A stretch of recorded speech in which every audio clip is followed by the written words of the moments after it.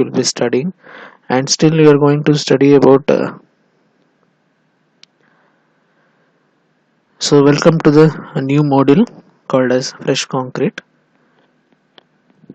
So this is the outline of the module. So we'll be studying about the concept of workability, factors affecting the workability, and the measurement of how the workability is measured. You'll be studying. So there are four different methods: slump compaction factor test, VB consistometer test, and the flow test. So you'll be studying about the significance of all these tests, and also you'll be studying about the procedure of all these tests, and then you'll be studying about the important topic called segregation and bleeding, which mainly affects the fresh concrete. So you'll be studying about the concept of segregation and bleeding and how these can be prevented, and what are the reasons that we are getting segregation and bleeding in the fresh concrete. We'll be studying in detail, and then you'll be studying about the manufacturing process of concrete. So there are 6 stages in the manufacturing process. You'll be studying all the 6 stages in detail, and also you'll be studying about the good and bad practices of making the fresh concrete, or making use of the fresh concrete. What are the good practices and what are the bad practices that has to be for what are the good practices that has to be followed in the site during the concrete in the fresh state, and what are the bad practices that has not to be followed in the site. You'll be studying in detail about all these things in the coming videos.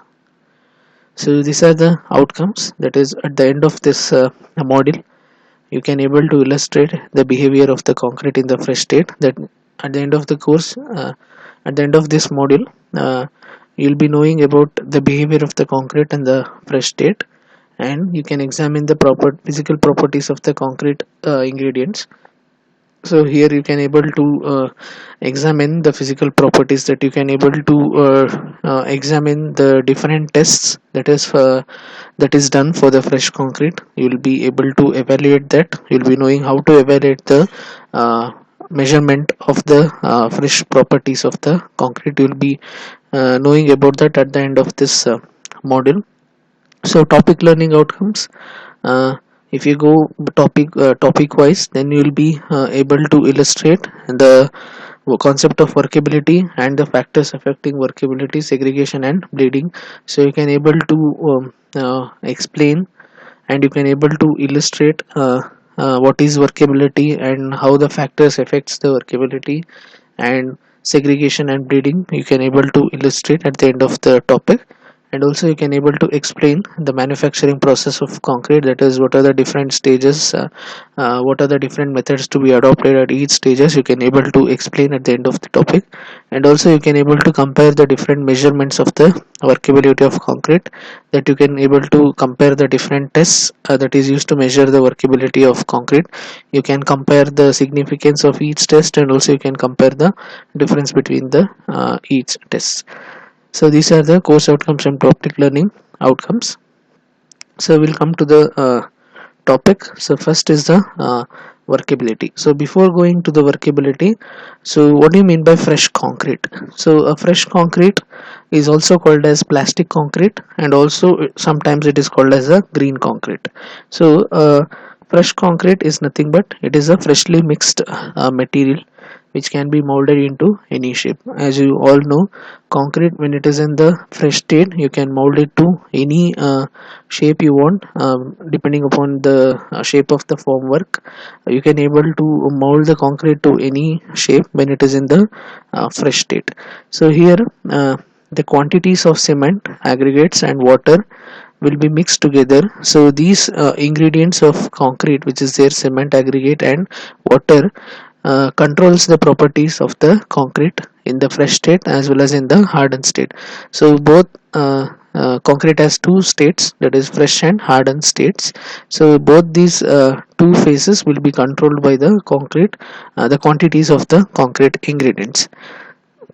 So the behavior of freshly mixed concrete from the mixing up to the compaction, it depends mainly on the property called as workability of concrete.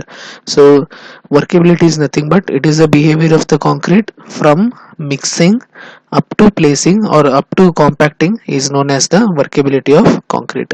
In easy words, if I want to explain, workability is nothing but it is the ease with which concrete can be able to mixed, uh, transported, placed, compacted.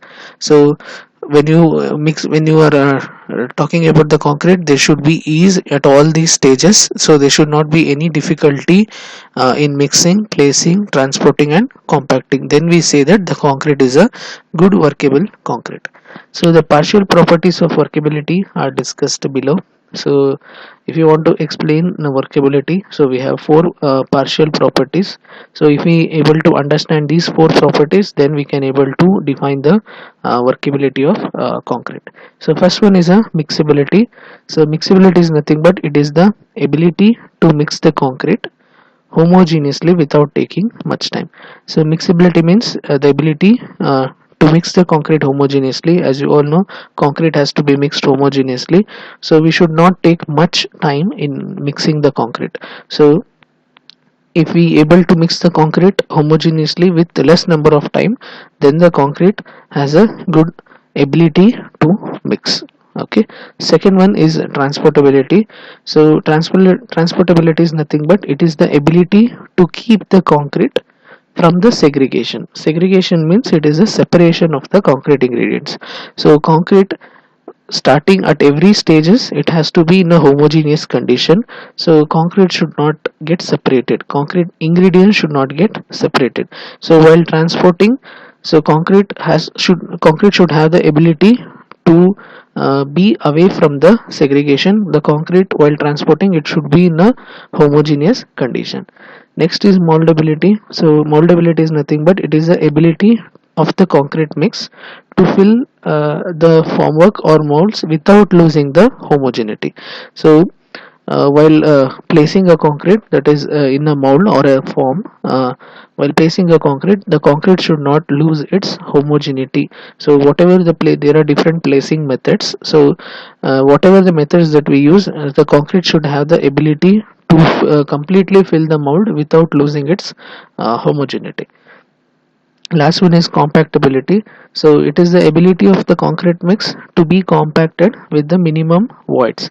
So we have to give 100% compaction to the concrete, because whatever the air voids which is there, it has to be removed completely. It has to be removed completely. So if the concrete is mixed in a homogeneous condition, then the effort that we put for compacting the concrete will be very less.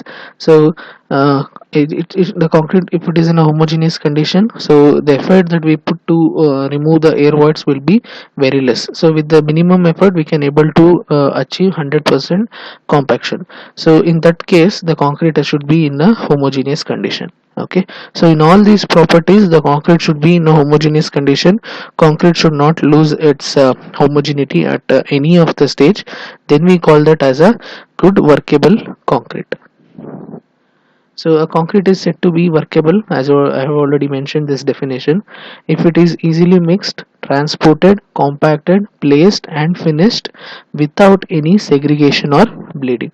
So if the concrete is if you can able to handle the concrete easily at these different stages, that is mixing, transporting, compacting, placing and finishing without any segregation or bleeding, then we call that as a good workable concrete. Okay, so segregation is nothing but it is a separation of the concrete ingredients, and bleeding is nothing but it is the water gain that going to develop at the surface. So regarding these two topic, we'll be studying in the further videos, but as of now, if you understand that good workable concrete has to be easily mixed, placed, compacted, finished and transported without any segregation or bleeding and without losing its homogeneity. Now concrete is said to be workable if it can be handled without segregation. So concrete is said to be workable if there is no segregation, and if there is no homogeneity, there is no loss of homogeneity while placing, and while compacting with the minimum effort, it has to be compacted completely, and it has to be finished easily. Okay, whatever the concrete that is obtained, it has to be finished easily, and also it should exhibit the little internal friction between the particles. So there should not be any uh, there should be not having any more friction between the particles, then the concrete will be difficult to mix. So it should exhibit only little internal friction between the particles. So if we follow all these five points, then we can say the concrete is workable. So you can see this is a concrete, we call that as a workable concrete, where the concrete is mixed homogeneously. You can see all the materials have been homogeneously mixed. You cannot see there is a separation of coarse and fine aggregate. Even cement paste and aggregates, you can see, you can observe in these two pictures that they have mixed quite homogeneously. So this we call it as a workable concrete. Whereas this picture, if you see, uh, you can see the coarse aggregate is dominating. There is no cement paste at all. Okay, so this we can't say it as a good workable concrete. So it is a bad workable, it is not a workable concrete at all. So you can see, you can observe in the picture compared to this and this, so it is not a homogeneous concrete where you can see a lot of coarse aggregates compared to the cement paste. So this is not a workable concrete. So unworkable concrete, so if you get these kind of concrete, so you have to compact it more to remove the air voids. Okay, so that leads to unworkable concrete. When you compact it more, so more effort has to be done to remove the air voids. Okay, once if you put more effort to the concrete to get the concrete compacted, then after removing the molds, it leads to honeycombs in the finished concrete. Okay, so this is not a good practice that has to be followed in the site. It is not a good practice. Okay, so concrete has to be workable, it has to be compacted with minimum effort. If the concrete is not workable, then you have to put more effort to compact the concrete. Even if you put more effort to compact the concrete, that leads to honeycombs in the finished concrete. Okay, so this should not happen in the site. So most of you think that workability and consistency are same. Okay, sometimes for workability we use the word called consistency, but workability and consistency both is a both definition have a different meaning. Okay, so consistency is nothing but it is a degree of fluidity or mobility. Okay, so uh, fluidity and mobility leads to the uh, addition of more water. Okay, if you add more water to it, then we say that the concrete has a lot of liquid in it or lot of water in it, then it leads to the degree of fluidity. When the concrete can able to move homogeneously, when it leads to the mobility. So consistency indicates the degree of fluidity or mobility in the concrete, whereas workability is nothing but it is able to mix the concrete easily at the different stages of the concrete. A concrete which has a high example I can give is, if a concrete which has high consistency and which is more mobile, it need not be workable for a particular job. That is, even if the concrete is having high fluidity, high consistency, and also if the concrete is more mobile, which can able to flow homogeneously all around, but even if you are able to achieve high consistency and high mobility in the concrete, but it not be uh, right for a right workability for a particular job. Okay, for each job you can see in the diagram. So it says for each job, so the slump requirement is different, that is the workability requirement is different. Okay, so the concrete which is workable for mass concrete, if you measure the fresh concrete in terms of slump, we'll be explaining in the coming videos slump test. So if you measure the slump of the concrete which has to be used for mass concrete in foundation, so the slump required is 25 to 50. So the same concrete may not be workable for RCC beam construction and slab construction, because there the slump required is 50 to 100, whereas similarly the whatever the concrete that you have taken to construct RCC and beams and slabs, the slump requirement is 50 to 100. So the same concrete cannot be used for the mass concreting foundation, because for mass concreting you require 25 to 50 slump. In this way, the concrete which is workable for different works may not be workable for the another type of work. Example I can give is, or I have already given. So the concrete work which is workable for mass foundation may not be workable for RCC beams. Similarly, the concrete may workable for thick sections, may not be workable for the concrete to be used in the thin sections. Okay, so every job requires a particular workability. Okay, you can't change the workability. Say example, we have taken a concrete for RCC beam and a slab. There you require 50 to 100 slump, but when we measure the slump test, we got a 75 to 25. So we'll use the same concrete for RCC beams and slab. We can't use in that way. Okay, for particular work, what should be the slump, you have to get those value in between 50 to 100, then only that concrete has to be used in the RCC beams and slabs. So before specifying any workability, so or before designing the concrete or concrete technologies, which will whether a civil engineer or a engineer who is working in RMC plant, so before designing the concrete or before specifying the workability, then these are the important points. Even a concrete technologist, that is one who is preparing the concrete with the mixed design and for the particular workability, then he has to make sure these are the points that is to be kept in mind before specifying the workability or before finalizing the mixed design. So here, what kind of construction work that they are doing in the site, what are the different methods of mixing that has to be adopted, then what is the thickness of the, what is the depth of the section, what is the reinforcement, whether what is the spacing of the reinforcement, what is the size of the bar that they have used in the reinforcement, then mode of compaction, what compaction method that they are adopting in the site, then what is the distance of transporting, what is the distance that is from the RMC plant to the construction site, what is the distance, then what are the different methods of placing the concrete that they have adopted in the site, and what is the environmental condition at that location, what is the temperature, what is the humidity. All those things has to be kept in mind before deciding the workability and also before designing the mix. Okay, because the civil engineers, we are working against the nature, so that's why these are the important points that we have to kept in mind before finalizing the workability or before designing the mix. All these points have to be kept in mind, then only we can able to get a good workable concrete. So next, the factors affecting the workable concrete. What are the different factors affects the workability, that are affecting the workability?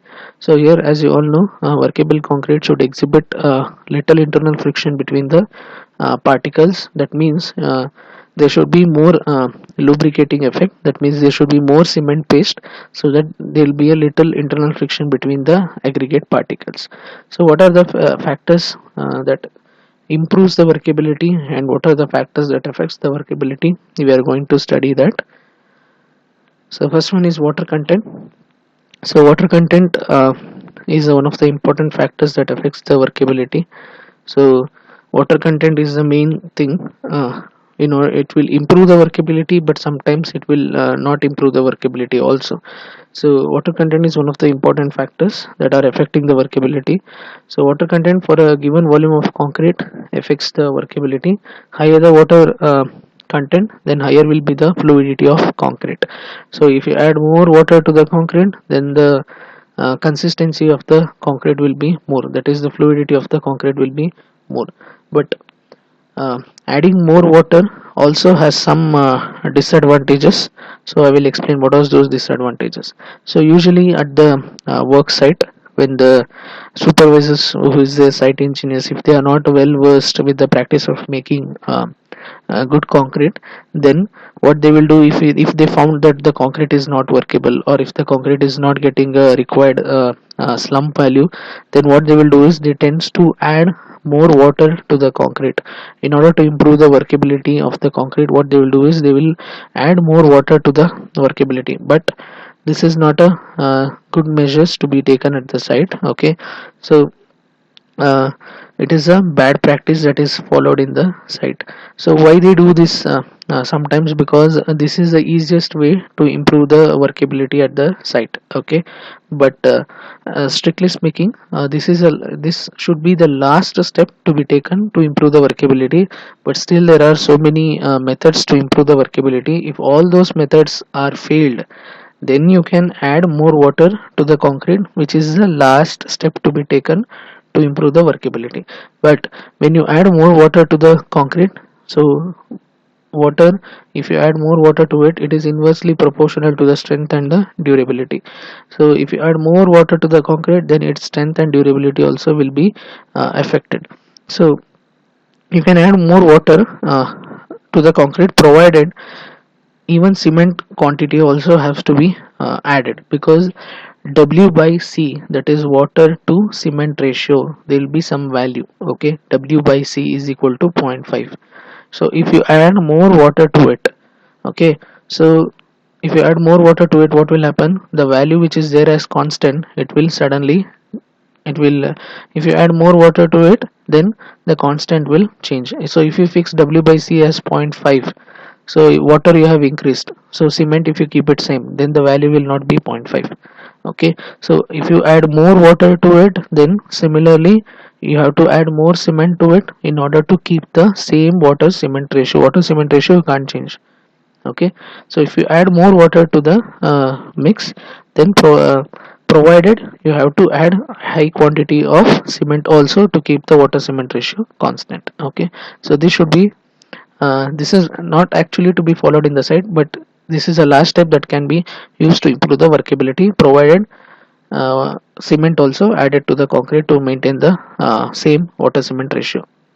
So other important points, uh, increase of quantity of water results in the bleeding in the concrete. Bleeding means it is a water gain that going to develop at the top of the surface of the concrete. Okay, so if you add more water to it, then what will happen after you compact the concrete? While doing compaction, coarse aggregates will settle at the bottom, then water will be settled at the top. That is called as a bleeding. So if you add more water to it, then it may leads to bleeding in the concrete. Then cement slurry also escapes through the joints of the formwork. So formwork joints has to be properly sealed. If they are not properly sealed the formwork, then since you add more water to it, then the cement paste tends to escape through the joints of the formwork. And next, strength of the concrete also will get reduced. If you add more water to it, it is called as Abraham's law. If you add more water to it, then it is inversely proportional to the strength. Okay, so these are the factors affecting due to the factors affecting workability due to water content. So this is a formwork, timber formwork. So next, mixed proportion. So here mixed proportion, aggregate to cement ratio is one of the important factor influencing the workability. So there you studied in water content W by C, whereas in mixed proportion it is A by C, that is aggregate to cement ratio. Okay, so higher the aggregate cement ratio, if the A by C value is higher, then the concrete that will be obtained will be lean concrete.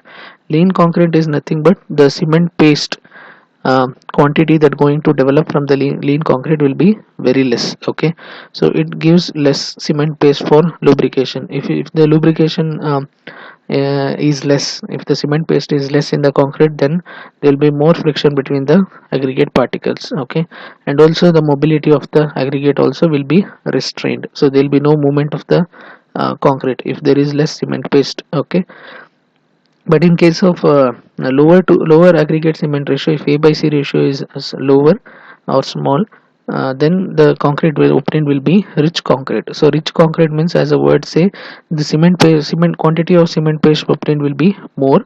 Also there will be less internal friction between the particles, so this makes the mix cohesive mix. Okay, cohesive means the cement paste quantity of cement paste obtained will be more. So if that quantity will be more, then there will be less internal friction between the particles, and also that gives a good workable concrete.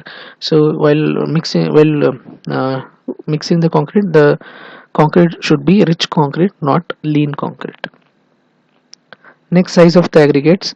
So the size of the aggregate should be bigger. Okay, it should not be smaller, because bigger size has more surface less surface area, whereas smaller size aggregate has more surface area. Okay, so bigger size aggregates have the following advantages compared to smaller size aggregates, because as I already told, it has a less surface area, bigger size aggregates, whereas smaller size aggregates will have more surface area. So if the surface area is less, the required amount of water to make the surface wet also will be less, and also the water which is required to make a cement paste also will be very less. Okay, you know, if you add less water to it, what will happen? The strength will get increased.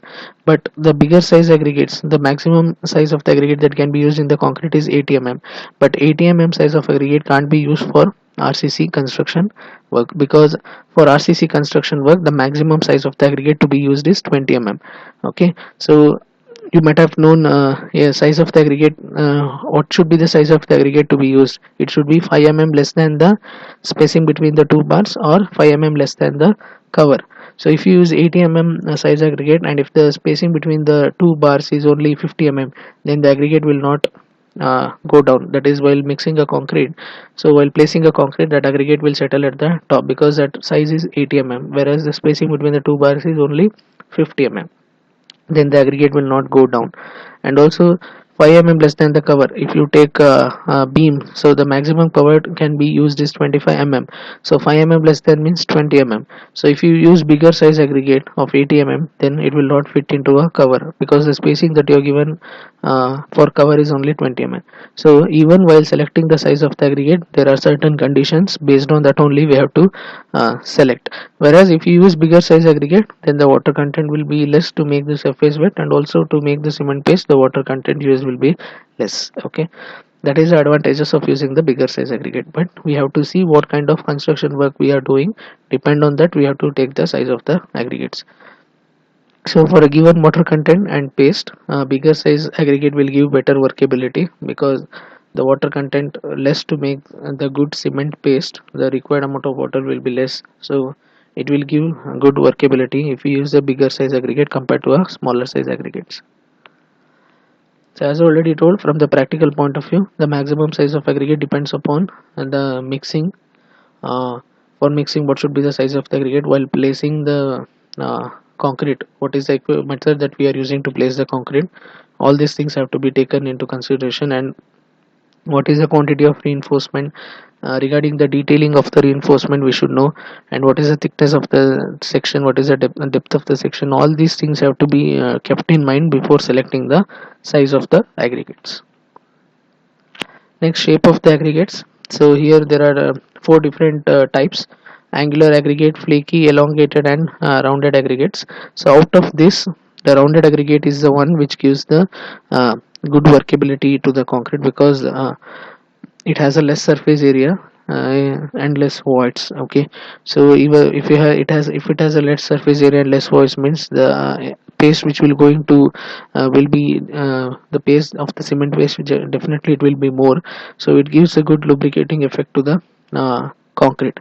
So that's why rounded aggregates has to be used compared to the other types of aggregates. And also since your excess cement paste is obtained, so there will be little internal friction between the particles. So because of the above mentioned reasons, rounded aggregates shows a high workability compared to the angular, flaky, and elongated aggregates.